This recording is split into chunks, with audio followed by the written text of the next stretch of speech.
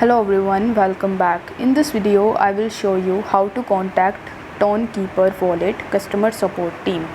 For that, you just have to launch your Tonkeeper Wallet mobile application and then you just have to log in into your account.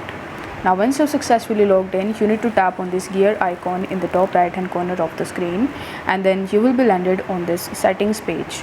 Over here you just have to scroll down and in the bottom you are going to see the option of support and the second option is of contact us.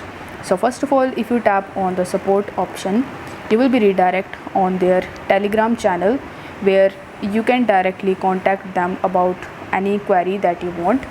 After that, if you tap on the contact us button, then you will be redirect in your email where you are going to see their support email, that is support@tonkeeper.com.